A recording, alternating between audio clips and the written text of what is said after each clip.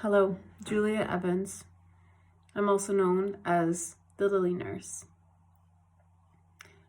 Today I come to you to do this blog, not in a gimmick, not in a costume.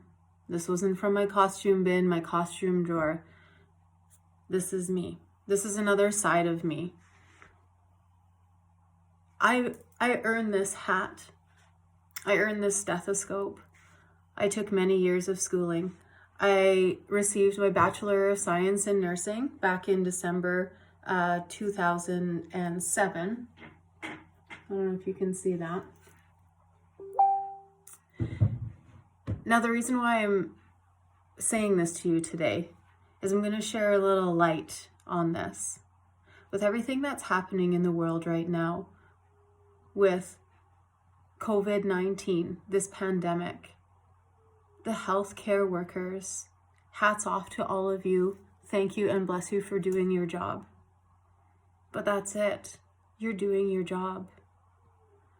Now, I've been having a really hard time the last few days because I'm not there. I'm not on the front line with my colleagues, with my friends. And you take an oath when you become a nurse.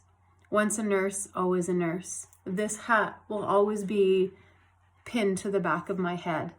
Maybe not every day for everyone to see, but metaphorically. Every day, my heart aches for the people that are on the front line. My heart aches for the people that are suffering and in pain and in fearful and depressed and isolated. It is a scary time right now. Now, the reason why I'm not on the front line right now and with my old colleagues, my friends, all my coworkers, is because on May 10th, 2018, I had a really traumatic experience. I had a traumatic experience as a nurse to myself on my home unit. I had a near-death experience that was catastrophic. I ran my own code. I died and I came back.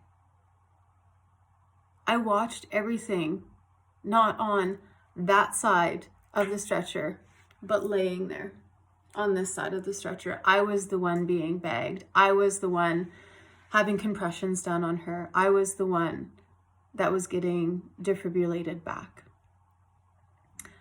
Yes, I was brought back, and I thank everyone involved who helped me through that, who saved me. But I came back with a broken heart. I took a week off work. 1 week, that's it. And I went back to that same place that I died and came back on. Not addressing any of the mental aspect of it, not addressing the physical aspect, and heavens, the spiritual aspect of it, that was cut and thrown to the side, thrown to the waste bin. And I went back to work.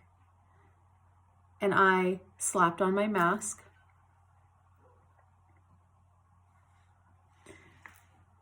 And I hid behind that.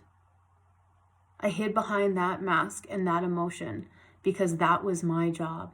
My job was to take care of people that are in need, that needed help from me. I'm a highly educated woman.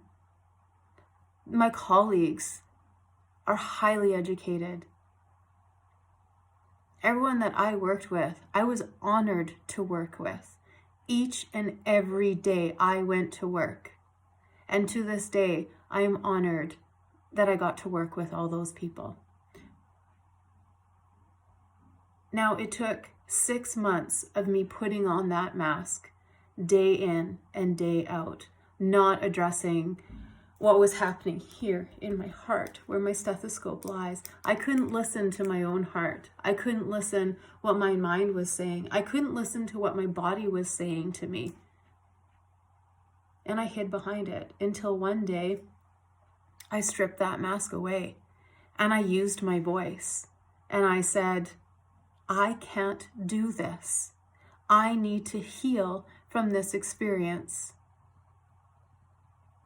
Now, they wanted to put me in a box of, a metaphorical box, but a label of PTSD. And for those who don't know what that means, it's post-traumatic stress disorder.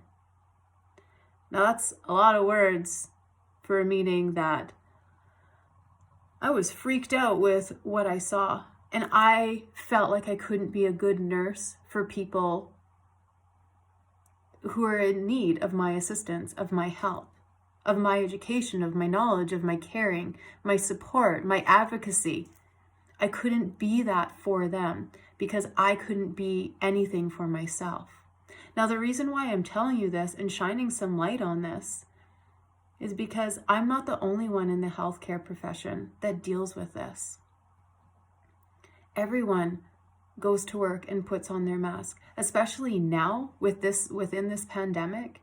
These nurses and doctors and care aides, respiratory staff, OTs, pharmacy, physiotherapy, my list could go on and on and on and on and on.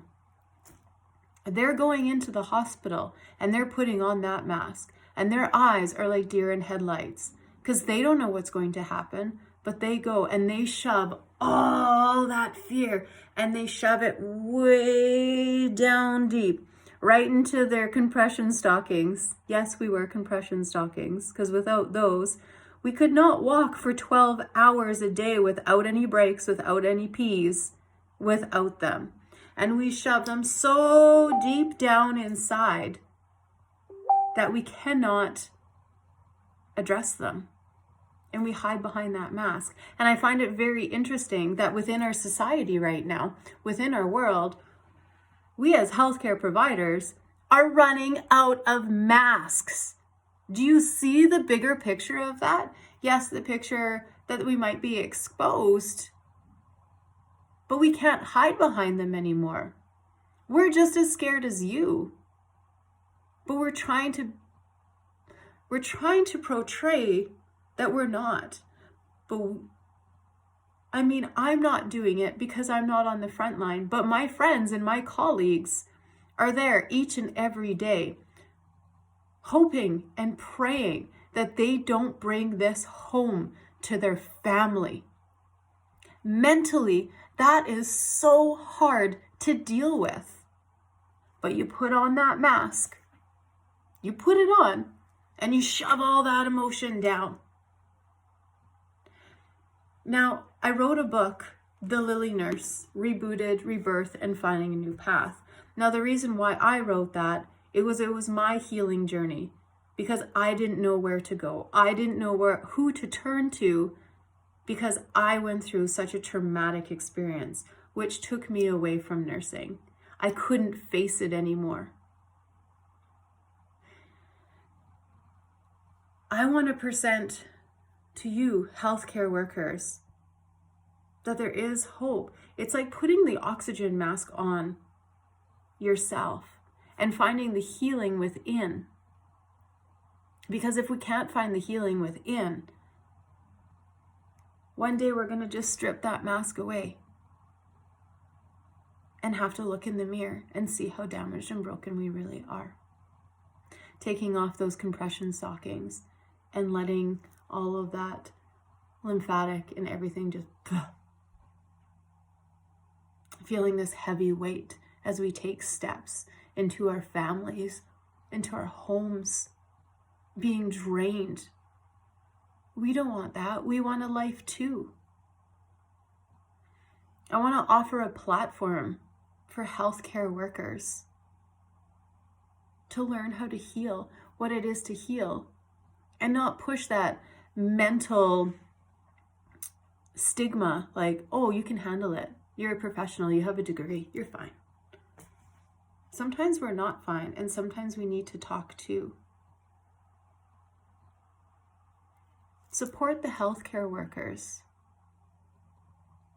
Tell them that they're doing a good job too.